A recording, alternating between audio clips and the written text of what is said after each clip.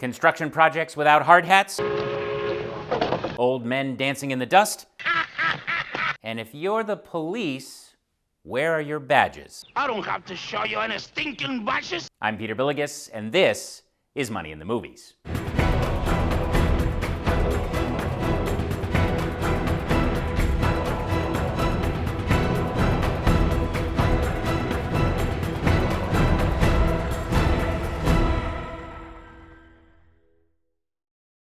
Hello and welcome to Money in the Movies, a show where we review films based on their financial accuracy. Today's movie is our very first black and white film, The Treasure of the Sierra Madre, directed by John Huston and starring Walter Huston, Tim Holt, Bruce Bennett, and the man himself, Humphrey the Bogey Bogart.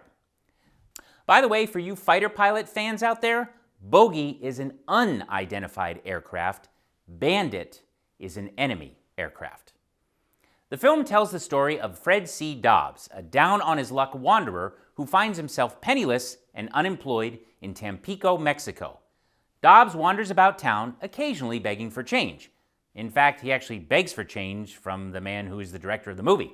That's John Huston right there. And John Huston, for you film neophytes, is up there with Spielberg, Coppola, Kubrick, and Mike Hodges, the man who directed Flash Gordon. Go, Flash, go!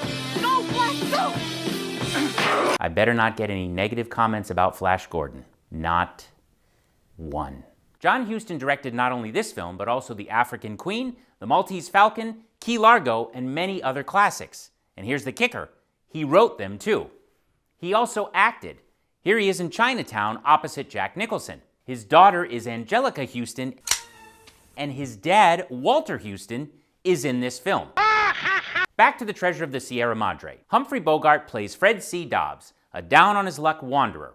Dobbs begs for money, gets temporary jobs, and sleeps on park benches. One night in the park, he offers a cigarette to a stranger sleeping on a nearby bench. The stranger is a man named Curtin. Now, this sharing of a cigarette when he has nothing is the first important thing to know about Fred C. Dobbs. Dobbs and Curtin eventually become friends, stumbling around town together looking for work. In one stretch, Dobbs and Curtin find work working on an oil derrick on a small island off the coast for a man named McCormick. When the job is done, Dobbs and the rest of the crew return to the mainland to get their pay.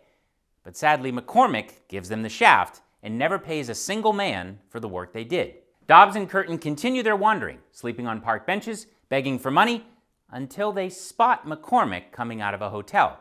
They corner him in the bar, demanding their cash. But rather than paying the rightful wages, McCormick pulls the old, "I'll just smash your head with a bottle" ploy. Used it once or twice myself. McCormick tries to escape, but a fight ensues, and McCormick, well, he doesn't do so well. 2 against 1 and all. Dobbs and Curtin grab his wallet and get their money. But when Dobbs finally gets his hand on McCormick's wallet, he takes only the money he is owed. 300. That's it, ain't it, Kurt? He gives the rest back to McCormick, the man who cheated him out of his wages. Remember our first important point? The cigarette that Dobbs gave Curtin when he had no money? Well, the second important point is that Dobbs takes only the money he is owed from McCormick. He doesn't even collect interest. Flush with their cash, Dobbs and Curtin stumble across a man named Howard, who is played by actor Walter Huston, father of writer-director John Huston and grandfather of Angelica Huston. That's not Angelica Huston, that's just a guy on a unicycle. Anyway, Dobbs and Curtin meet Howard and listen to his musings about gold mining. Turns out, Howard has prospected all over the world. Eventually, the three men decide to pool their money to go out looking for gold, but sadly, they're just a few hundred pesos short of outfitting themselves for a proper prospecting mission. But then Dobbs comes upon a stroke of luck. Right when the movie opens, Dobbs barely had a peso to his name, but he had enough to buy a fractional share of a lottery ticket from this young boy. What better number could you buy? It's a sure winner. Dobbs totally forgot about the lottery ticket, but the boy who sold him the ticket arrives just at the perfect movie-appropriate time, Senor! and tells Dobbs he has won 200 pesos, which is more than enough to finance the prospecting adventure. Dobbs offers to pay for Curtin's share of the shortfall, sealing the deal with the all-too-classic put-her-there partner handshake. This is the third time we have seen Dobbs' generosity. Fully financed and supplied, the three men set off deep into the Mexican Sierra Madre mountains to seek their fortune. It takes some time, but eventually the men find a gold vein and they begin to work. But before they begin to work, the old man Howard has to do an odd dance in the mountains. I guess to each their own. One thing right off the bat that comes up is that Dobbs and Curtin, the two inexperienced prospectors, confess that the gold doesn't really look like gold. It just looks like dirt. Yeah, it's just like plain sand. Howard tells them that once it gets refined and polished, it will look like the gold in the jewelry stores, but for now, it looks how it looks. Gold looking like dirt. This will become important later. The men get to work building a sluice for their mining project and allowing me to use the word sluice. Good word, that sluice. Every day, they keep extracting more and more gold out of the gold mine. But as the fortune builds, so does the tension. The three men, all alone in the Sierra Madre mountains, are constantly worried that someone will come along and try to steal their gold, and that someone could be one of their fellow prospectors. I know what kind of ideas even supposedly decent people get when gold's at stake.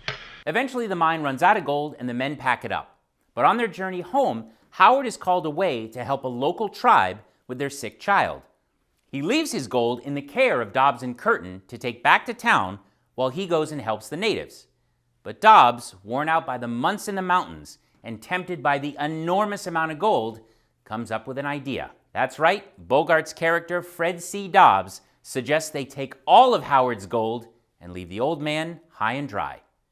Dobbs and Curtin fight, and finally Dobbs makes the ultimate choice, attempting to end Curtin's life. So it looks like it's curtains for Curtin. We don't really pay our joke writers that much. Now all alone, Dobbs wanders back to town himself, but even though he has all the gold, he has no one to help him protect it. Dobbs himself is robbed by local bandits who take not only his gold, but his life. Now remember how I said that Dobbs' comment that the gold doesn't look like gold, it just looks like dirt? But the bandits, inexperienced in the art of prospecting, don't realize that the man they just robbed and killed was walking around with over $100,000 in gold. They just thought it was dirt. They leave the bags of gold dust and it blows away in the wind. Howard does reunite with Curtin. Turns out it wasn't curtains for Curtin, and the two men find that their fortune is gone. The movie ends with Howard proclaiming that the earth took back all that the men took from her. So what can you and I learn from the treasure of the Sierra Madre? I mean, in this day and age, it is very difficult to go prospecting the old-fashioned way. Today, you need to file a mining claim, get environmental and other government permits, and have your mine inspected by a building inspector. Maybe not such a bad idea on that last one. But even though you and I are not going to go prospecting for gold, the movie forces us to ask an invaluable question. How much is enough? When Dobbs and Curtin first meet Howard at a rundown boarding house, Howard explains to them the challenge of prospecting for gold. You say, Lord, let me just find $5,000 worth and never ask for anything more the rest of my life. But I tell you, if it was to make a real strike, you couldn't be dragged away. Not even the threat of miserable death would keep you from trying to add 10,000 more. 10, you'd want to get 25, 25, you want to get 50, 50, 100, like roulette. So what Howard is saying is that prospectors often start out with a goal of, say, getting $25,000. Once they find that, they agree to quit. But then they don't find it right away, so they lower their expectations down to $15,000, then $10,000. Then they say they would be happy if they just found $5,000 worth of gold. $5,000 is a lot of money. Yes, $5,000 is a lot of money. But Howard goes on to say that if a prospector who just yesterday told himself, I would be happy with just $5,000, suddenly makes a find, well, you couldn't drag him away. He would just try to add more. One more turn, always one more. Sure enough, that's what happened to Dobbs. He wanted to stay until the mine ran out, even after they exceeded their original goal. And then when he had the chance, he tried to take Howard's gold and even Curtin's gold, and was willing to commit murder to do so. For Dobbs, enough was never enough. The funny thing about Dobbs is that when he was broke, he was happy to share. Remember when he barely had a peso, he shared that cigarette with Curtin on the park bench. And when he finally got his wages from McCormick, he took only the money that he was owed and gave the rest back to the man who cheated him. And when he had a little bit of money from the lottery, he was happy to share with Curtin. But as the money grew, so did the corruption. Sometimes the prospect of more money can change us. You may know that for the past 20 years, I've been a professional speaker, speaking on college campuses, military bases, at high schools, and for corporations. Naturally, at the end of the speech, I try to take a few questions. And naturally, people want to talk about the sexy stuff: cryptocurrency, trading stock options, buying real estate with no money down. But the treasure of the Sierra Madre reminds us that stocks and gold and silver and short selling and house flipping, well, none of that really matters if we can't answer the one question: how much is enough? When is it time to say, you know what? I don't need one more dollar. I had a goal, I met my goal, and I'm good. I know a lot of people who made a lot of money in the dot-com boom at the turn of the millennium, and they made it pretty quickly. People suddenly had a company that was worth $1, $2, even $3 million, and then they were offered the chance to sell their companies. But these folks, who just a year before would have been ecstatic to have $3 million, now were thinking, well, if they were that quick to offer me $3 million, they'll soon offer me $4, and then $5, and maybe even $6 million. Sadly, these folks hung on too long, and when the market crashed, they had nothing. I saw the same thing happen again with the housing boom and bust from 2003 to 2007.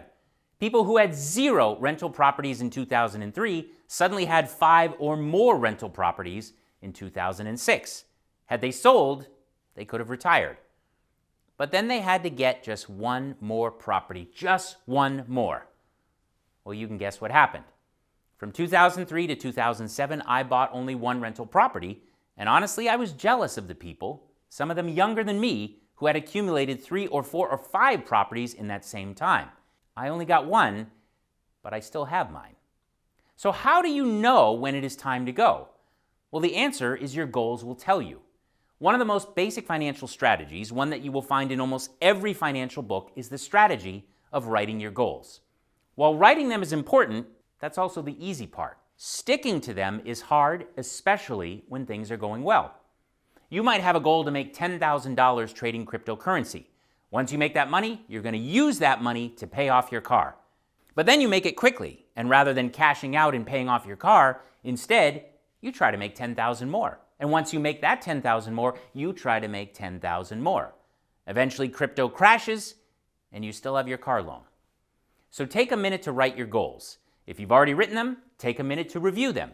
If you've already reviewed them, take a minute to look in the mirror and commit to sticking to them even if you achieve them faster than you anticipated. As to the film, it doesn't explain a technical money lesson, but it does teach us a philosophical one about how much money can corrupt us if we are not careful, and about the importance of knowing when enough is enough. Therefore, I'm going to give The Treasure of the Sierra Madre 3 out of $3 signs. If you enjoyed this episode, please hit the like button and consider subscribing to the channel. And if you have an idea of a movie that I should review for its financial accuracy, please let me know in the comments section below. Until then, thanks for watching. I'm Peter Billigus, and this is Money in the Movies.